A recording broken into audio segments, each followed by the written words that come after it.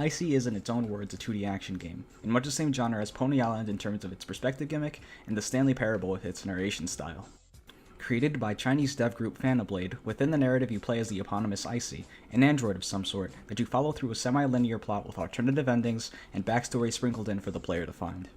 You're constantly in contact with the narrator, a disembodied voice that gives you objective arrows and voice direction as you progress through the work.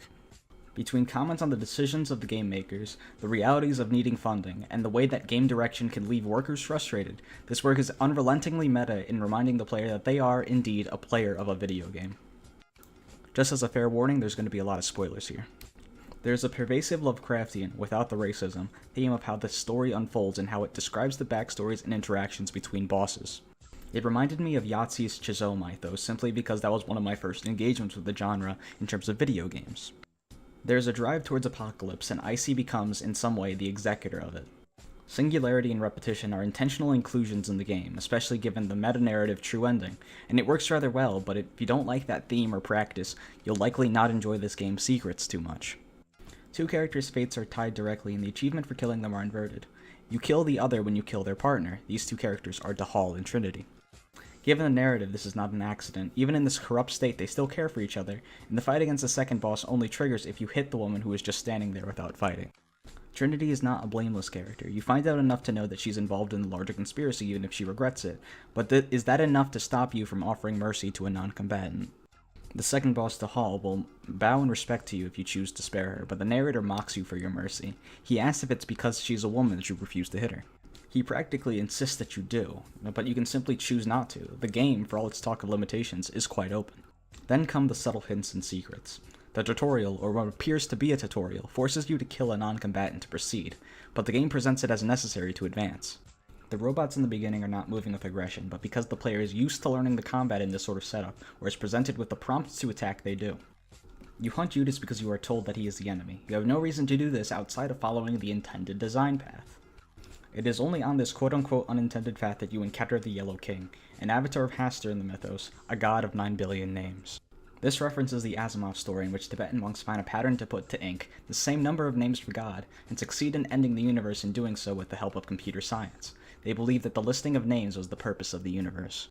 This blending of technology and religion is something crucial to the story even if it doesn't manifest itself immediately. Well, at least other than the villain being named Judas, which is a pretty clear reference to, Christian theology. So the question becomes, what is the purpose of this game? Following the intended path, one finds that they reach a darkening sky when they beat the boss. That's not a satisfying conclusion for this hero's story. In succeeding in finding the secrets and learning a fictional account of how the game was created, one finds the king himself and learns that there is an assassin named Jack who once wanted to be a chosen one that you encounter at a marionette theater seen here. It may be pretty obvious that the writer wants to put forth that ICEY and Jack are both puppets in some sense, but it's still a very interesting point to make. To some degree, ICEY is simply a vessel that we as the player fill.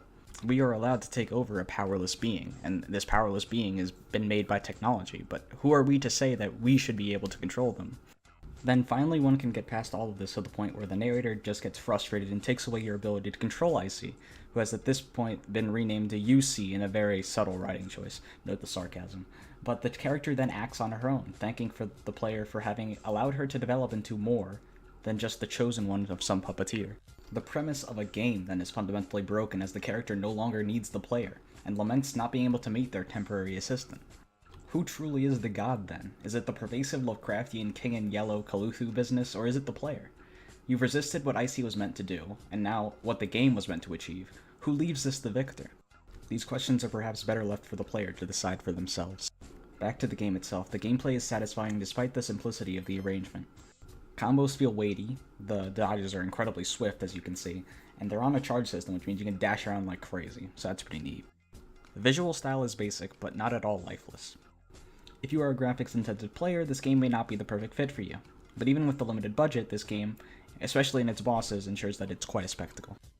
The style of an action game in particular makes the game even look more interesting, and the digital landscape of the UI and also the world is emphasized by that. Messing with the narrator is just as fun as it is in the Stanley Parable, and almost any defiant action you take against the preset narrative of the game has some dialogue attached to it. Even in encountering the secrets, voice narration comes in, trying to direct you away from it or say that it's false in some way. Looking for the game's secrets is not an exercise in pixel hunting, and it works into the world of the game rather well. It is very much like Pony Island in this regard, without the overt religious imagery of that title. One of the best parts of the experience is that it's one that doesn't demand eons of your time to complete. I took my time until 100%ed the game in about 3 hours. Much like Nier, which damn if I do a video on that, it'll be 7 hours long, the game isn't artificially elongated by its multiple endings. To get the true ending, all it really takes is a bit of exploration, or if you're like me, and you wanted to get things done and you couldn't find something, you could always look up a guide really quickly and someone will point it out to you. You don't lose anything from that whatsoever, though I'd recommend running through the game once or twice before you look things up. There's a chapter select system, so it makes things quick to get back to. ICEY isn't some totally perfect experience, however. While the writing is a strong point, there's really no dialogue for most of the experience, which may put people off if they don't want to put something thematic like Ligeti or the Tron soundtrack behind it.